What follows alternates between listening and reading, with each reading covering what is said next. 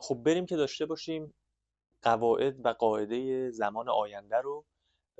تا الان با یه دونه آینده آشنا شدیم که فرمولش عین حال استمراری بود، یعنی فاعل می اومد am is are به علاوه فعلی که ing داره. I'm visiting my grandmother tomorrow.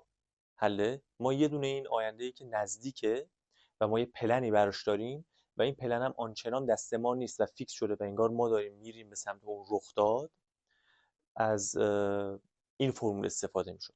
بریم ببینیم که دیگه چه آینده هایی داریم برای زبان انگلیسی. آینده خب یه دونه رو که صحبت کردیم، دوباره اینجا مرورش خواهیم کرد. subject will به علاوه فعل در حالت بیس I will go این یعنی من خواهم رفت. I will go فعل در حالت بیس. یه دونه هم هست با to be going to، یعنی یه سابجکتی براش میاد I am going to plan for my thesis. من میخوام پلن بریزم برای به قولی تزم. خب پس میشه subject going to به علاوه verb در حالت بیس. حالا ببینیم که در کجاها میتونیم ازش استفاده بکنیم. در تصمیمات یهویی بهت زنگ میزنم، من این کارو میکنم. این تصمیماتی که یهویی داره اتفاق میفته ما از will استفاده میکنیم. نگاه کنید I will open the door، ببخشید window، من پنجره رو باز میکنم. I will get the door یعنی من در رو دارمش، من میرم ببینم کیه. I will get the door. I will open the window، من در رو باز میکنم. I will call her now. I will call her now، من الان بهش زنگ میزنم. در حالت مخففش هم اینه که این will خط میخوره اینجوری میشه I'll call her now. I'll call her now. I'll open the door. I'll open the door. یعنی این شکلی میشه مخفف I will. حل تا اینجا. چجوری منفی میشه؟ میشه I will not open the window. من در رو باز نمی کنم. I will not call her now. من بهش زنگ نمیزنم. حالا نخواهم زده، ولی خب تو ما فارسی از نخواهم که بیشتر استفاده نمی کنیم، همون حال ساده میگیمش، ولی خب داریم میبینیم که تصمیمی که الان میخوای بگیری برای مثلا یه آینده است، تصمیم الانیه، الان گرفتیش، از will استفاده میکنی. اینم حالت دیگهش میتونیم به جای این will not بنویسیم won't. I won't call her now. I won't call her now. من زنگ بهش نمیزنم. I won't open the window. من پنجره رو باز نمی کنم. حالت سوالیش هم will با subject عوض میشه. الان اینجا رو نگاه کنید. از تصمیمات یهویی will you open the window? Will you call her now? پس اینجوری هم سوالی میشه. تهدید و هشدار با will میاد. تهدید و هشدار. I will call the police. Or I'll call the police. I will kill you. I will kill you. I will beat you. I'll kill you. I will report you. من گزارش تو میدم. Or I'll report you. سوالیش هم will I call the police یا فقط میگم جای will و I عوض میشه. منفیش هم همون مثل قبل دیگه I will not report you. I won't report you. پس این هم برای تهدید کردن، هشدار دادن، تصمیمات یهویی. قول دادن ها I will help you with that. I will help you with that. I will call you tomorrow. یعنی بدون که من زنگ بهت میزنم قول میدم. I will do that for you. من اونو برات انجام میدم. پس داریم میبینیم که قولها باز با will میاد. دوباره منفی و سوالیش همون. prediction ها. predictionی که فقط داری نکته اینجا داشته باش، پردیکشنی که یعنی میخوای یه چیزی رو پیش بینی کنی، فقط یه چیزی داری الا وقتکی میندازی، فقط چیزی گفته باشی، مدرکی براش نداری، از رو استناد به چیزی اینو نمیگی، فقط یه چیز صرفا داری یه چیزی میگی بی کنتور، میشه will. She will pass the exam. اون امتحان رو پاس میکنه. She will pass the exam. دیدی داشت میخوند، فقط یه چیزی انداختی. It will snow tomorrow. It will snow tomorrow. Or it will snow tomorrow. It will snow tomorrow. She'll pass the exam. اینا دیگه مخفف باشه. ویرگول میخوره دو تا. It will snow tomorrow. فردا برف میباره. فردا برف میباره. They will come soon. اونا میان. یه چیزی صرفاً انداختی، بهت زنگ زدن. از کجا میدونی؟ صرفاً یه چیزی داری میگی. پس این میشه به قولی سیچویشن هایی که ما از ویل استفاده میکنیم. پس میخوای یه چیزی رو بگی که همچین اتفاقی میخواد بیفته، بی مدرک، صرفا این چیزی انداخته باشه میشه ویل. قول میخوای بدی میشه ویل. تهدید میخوای بکنی میشه ویل. و تصمیم یهویی میخوای بگیری میشه ویل. یه دونه دیگه چیزش میمونه کاربردش که توی صفحه بعد میگم. حالا بریم سراغ going to. going to برای به قول اینستنت دیسیژن نیست، تصمیم یهویی نداره، پرامیس نداره، اینا فقط مال ویله. تریت نداره. حله. حالا کجا میاد؟ وقتی میخوای پردیکشن داشته باشی با اویدنس، یعنی وقتی اونجایی که میگی it's gonna rain، یا داری نگاه میکنی مثلا ابرا سیاهه، یا هواشناسی رو از قبل چک کردی it's gonna rain. این مخففش هم نگاه کنید. وقتی که دارن میگن این going to با هم میشه gonna. این it is میتونه بشه it's gonna rain. دیگه it's gonna to نداریم ما، یعنی it's gonna to rain نداریم، یعنی اون خود gonna توش داخل همون گاناست.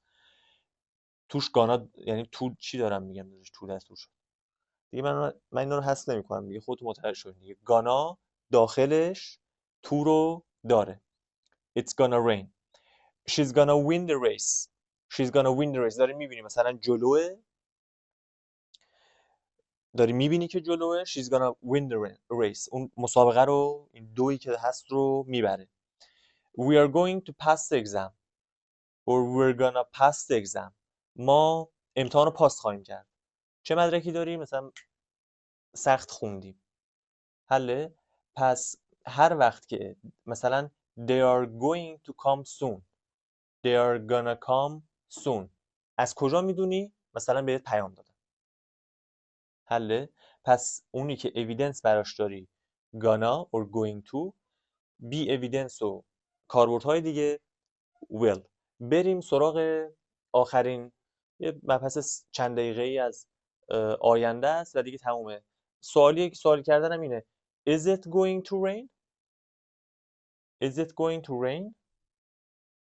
ابرار داره میبینی. Is it going to rain? Is she going to win the race? داری میبینیش، اویدنس براش وجود داره، داری میپرسی. جای فعل to be با سابجکت عوض میشه. این رو تا اینجا داشته باشین اگه میخواین اسکرین شات هم بگیرین. خب ادامه مبحث آینده رو داریم. برای پلن و اینتنشن، برای برنامه ها و نیتی که میخوایم داریم، ما هم میتونیم از I'm going to visit grandma استفاده کنیم، یعنی فرمول going to. و هم میتونیم که گفتیم اگه این دوتا فرقشون چیه؟ I'm visiting grandma and I'm going to visit grandma. اولا will که باش نمیاد، یعنی وقتی شما پلن برای چیزی داری، نیت برای چیزی، قصدی برای چیزی داری، دیگه will نیست. will همون قبلی ها بود. حله. پس یا باید going to باشه یا باید از این فرمول استفاده بشه. فرق این دوتا چیه؟ نکنید تو فرق تو دومی انگاری زیاد دست ما نیست. یعنی یه پلنیه فیکس شده، مثلا حالا خانواده گذاشتم، ما هم داریم میریم بهش میپیوندیم. خب ولی تو دومی حالا امکان اینکه حالا کنسل اینا بشه هست. حله. I'm gonna visit grandma. I'm visiting grandma. این فیکس تره که اصلا خود فعل افتاده دیگه تو خود فعله. حله. این تفاوت. مثلا همین پایین نگاه کنید we are having a meeting at 8 a.m. ما حالا میریم داشته باشیم یه ایونت ببخشید we are going to have a meeting at 8 a.m. ما میریم داشته باشیم میتینگمون رو 8 یا ما همچین قصد و نیتی داریم. خب این امکانه انگار که حالا یکم دست خودمونم باشه هست، ولی دیگه we're having a meeting at 8 a.m. این چیزیه که دیگه انگار ما هم داریم میریم بهش بپیوندیم و فیکس شده و قطعی شده و تو نیر فیوچر انجام میپذیره. حله؟ پس دوتا تفاوت این خیلی امکان انجامش زیاده ولی میتونه کنسل هم بشه. حالا در مورد آفیشال اسکیجول ما گفتیم مثلا بانک 8 باز میشه، کلاس اینجوری که شروع میشه رو که مدلش این شکلی بود و تو حال ساده گفتیم مدلش این شکلیه با حال ساده میگیم. یعنی میگیم the class starts at 8 p.m. the train leaves at 9 a.m. خب اینا چیزایی که همیشه اینجوریه. با will هم میتونیم بگیم مثلا حالا این کلاس مدلش این شکلیه که حتی مدلش همین شکلیه که همیشه 8 ما میتونیم با will بگیم الان کلاس مثلا 8 شروع میشه، ولی مثلا کلاسی داره مدلش مثلا 9 امروز داره 8 امشب داره 8 برگزار میشه 8 پی ام. میگیم the class will start at 8 p.m. خب پس برای آفیشال اسکیجول ها شما میتونی ویل هم استفاده بکنی، حال ساده هم استفاده بکنی، جفتش اوکیه. اگه فیکس شده بود یه چیزی خود فعل رو آینجی بدین، اگه قصد و نیتی بود going to، قبلا هم خوندیم برای prediction یا going to میاد یا will. اگه میخوای فقط الا بختکی چیزی گفته باشی will، اگه سندی براش داری، پروفی براش داری، اویدنسی براش داری going to. پس این هم همه حالتهای آینده. برای پلن هم ما چیزی به نام will نداریم. going to یا خود am is are با ing. این هم مبحث آینده. خب مثال های دیگر رو نگاه کنید باز دوباره برای پلن و اینتنشن. I'm going to move to New York next year. من برنامه‌م اینه که سال بعد برم نیویورک. میشد I'm going to move to New York this month. یعنی من پلن دارم که موو کنم. خب بعد من یه بار دیگه میگم که I'm moving to New York this month. یعنی دیگه قطعی شده، اوکی شده، من دارم موو میکنم. I'm moving. حله با I'm going to move. ولی خب اینم همچنان استرانگه، ولی میدونی باز هم امکان داره change mind کنن. She's gonna apply for a new job. اون میخواد برای یه جابی اپلای کنه. They're gonna buy a house soon. اونا میخوان پلن و برنامه اینو دارن که یه خونه بخرن به زودی. I'm visiting or I am visiting my family this weekend. داریم میبینیم که فیکسه، اوکی شده و من دارم این هفته خانواده‌مو میبینم. She's starting a new course next month.